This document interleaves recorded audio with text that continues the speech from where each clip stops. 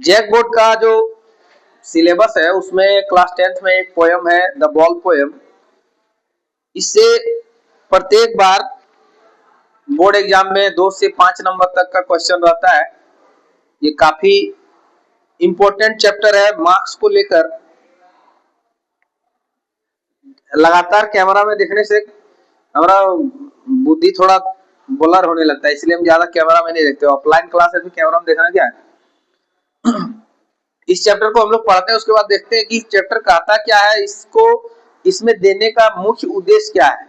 क्योंकि जो भी टॉपिक आपके इंग्लिश बुक में दिया हुआ है या किसी भी बुक में आपका दिया हुआ है, साइंस में, मैथ में, एसएसटी में, तो सबका एक रीजन है। यदि वो रीजन वैलिड रीजन नहीं होता तो आपको मैट्रिक वाला ग्रेजुएशन में पढ़ते आप एमए वाला मैट्रिक में आपका दे देता, अलग अलग सब खिचड़ी कर देता है। कभी मुर्गा कभी मीट जो मिलता सब चाप देता। अलग अलग स्टेज है, अलग अलग स्टेप है कि कहाँ पे किस चीज की आवश्यकता है। देखिए, what is the boy now who has lost his ball, what is he to do, I saw it go merely bouncing down the street and then merely over there is in the water, no use to say oh there are other balls. An ultimate shaking grief fixed the boy as he stand rigid, trembling, staring down all his young day into the harbor where his ball went. इसमें एक बच्चा है, जो बच्चा गेंद को उछलाते हुए खेलते हुए अपना मनोरंजन कर रहा है। किसी तरह से उसका जो बॉल है वो उससे खो जाता है। बच्चा काफी उदास निराश हो जाता है और उधर ही केंद्रित किए हुए रहता है जिधर उसका बॉल खोया है। जैसे हम केंद्रित अभी कैमरा में किए हुए हैं। ऑफलाइन क्लास में वीडियो बनाना काफी टफ है।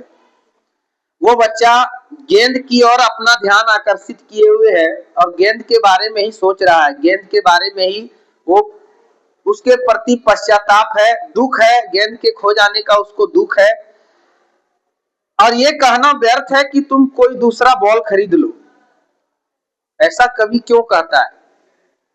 यदि वो बच्चा गरीब होता तो पहले ही होता कि वो बच्चा दूसरा बॉल नहीं खरीद सकता। लेकिन यहाँ जो लाइन लिखा हुआ है, नो यूज टू से oh there are other balls, और सारे बॉल्स हैं, इस बात का कोई मतलब यहाँ नहीं निकलता या उसका कोई प्रयोग नहीं है। क्यों नहीं है? बच्चा गरीब है? कहानी से तो नहीं लग रहा कि बच्चा गरीब है। लेखक ये शो कर रहा है कि किस प्रकार आसक्त हो गया है वो बच्चा उस गेंद के प्रति।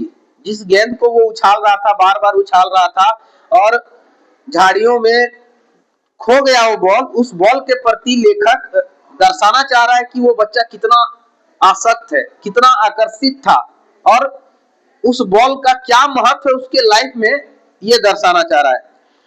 I would not intrude on him a damn another ball is worthless. Now he sends first responsibility in a word of possession. People will take balls will be lost always, little boy.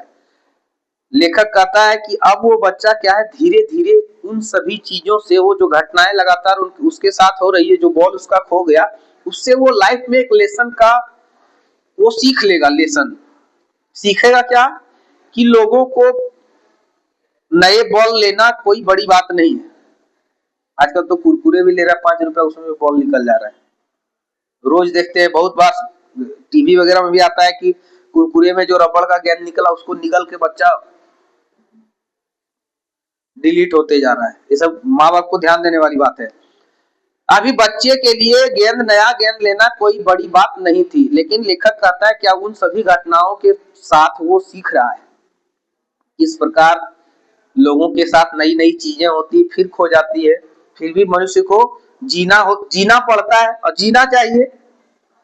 एक मान लीजिए marker है, ये marker किसी कारणवश खो गया या बर्बाद हो गया, नहीं चल रहा है, इसका मतलब ये थोड़ी है कि हम इधर बालकनी से कूद के जान दे देंगे, मार्कर नहीं चल रहा है।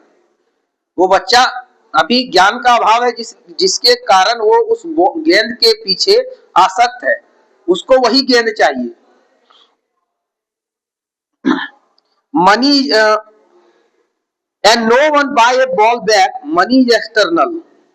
बार बार बोलते हैं मनी इज एवरीथिंग, लेखक बोल रहा मनी इज एक्सटर्नल, इसका मतलब इससे पहले लाइन है and no one buy a ball back, कोई भी व्यक्ति फिर उसी गेंद को, जो उसका गेंद खो गया, उसको ला के नहीं दे सकता। पैसे की बात यहाँ नहीं है, मनी इज एक्सटर्नल, पैसे की बात नहीं है। जिस गेंद के प्रति वो बच्चा आसक्त है उसी गेंद को वापस कोई ला के खरीद के नहीं दे सकता, दूसरा गेंद दे सकता है।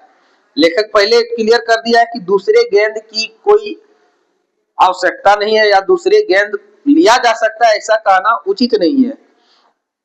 He is learning well behind his discreet eyes the epistemology of loss, how to stand up, knowing what every man must one day know and must know many days how to stand up। देखिए वो बच्चा सीख रहा है कि किस प्रकार loss के बावजूद हमको डट के खड़ा रहना अपने जीवन में। जो एक व्यक्ति कभी कभी पूरा जीवन लगा देता है किसी चीज को खोने के बाद पुनः खड़ा होने में, वो बच्चा अब सीख रहा है केवल उस गेंद के खोने से।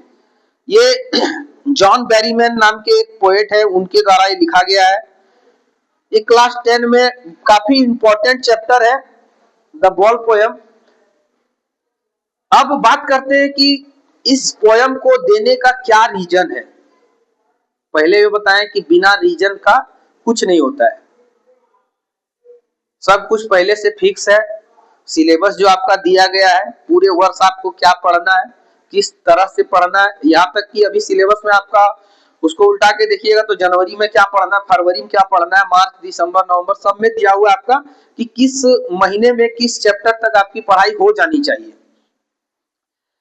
ये द बॉल पोयम देने का खास वजह यह है कि अभी आप लोग किशोरावस्था में हैं, अभी चीजों के प्रति बहुत ज्यादा लगाव हो जाता है।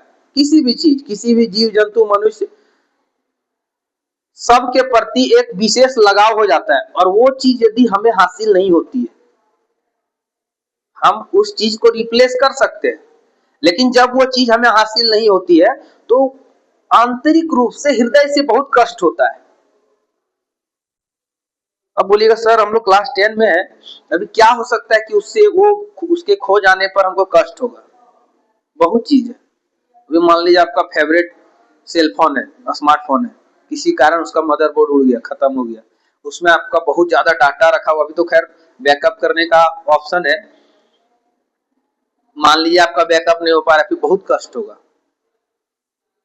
एकदम हृदय के अनंत गहराइयों से आपको कष्ट होगा। इसीलिए ये पोयम दिया हुआ है कि विद्यार्थी को किसी भी चीज के प्रति, अपने अध्ययन के अलावा किसी भी चीज के प्रति आसक्त नहीं होना चाहिए। आसक्त मतलब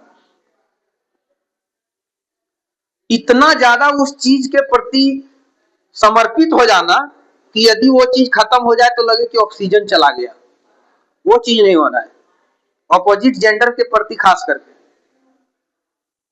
किसी लड़का को लड़की से या लड़की को लड़के से दोस्ती हो जाती है और वो किसी कारणवश दोनों में सेपरेशन हो जाता है, तो ऐसा लगने लगता है, अभी टीन एज में है बच्चा, 15 साल 17 साल का है, लग रहा कि 40 साल का फीलिंग आ रहा है उसका दिमाग में कि उससे बिछड़ कर हम कैसे रहेंगे, मर जाएंगे।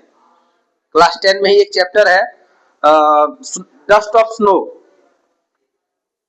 उसमें इस बात को दर्शाया गया है। खैर डस्ट ऑफ स्नो जो आपके सिलेबस में दिया है वो एक छोटा सा पार्ट है, उस पोयम का एक छोटा सा पार्ट है, उसमें ये दर्शाया गया, उसको फिर कभी एक्सप्लेन करेंगे। इस पोयम का जो द बॉल पोयम है, इसका मुख्य उद्देश्य यही है कि किसी भी विद्यार्थी को अपनी शिक्षा के अलावा किसी चीजों से आसक्ति नहीं होनी चाहिए। ऐसा नहीं होना चाहिए कि आफ्टर एग्जाम आप जब उस चीज से दूर जाएं तो लगने लगा कि हम माउंट एवरेस्ट पर चढ़े हुए हैं, हाई अल्टीट्यूड पर ऑक्सीजन लेवल कम हो गया, दम फूलने लगा, कोई उपाय नहीं है।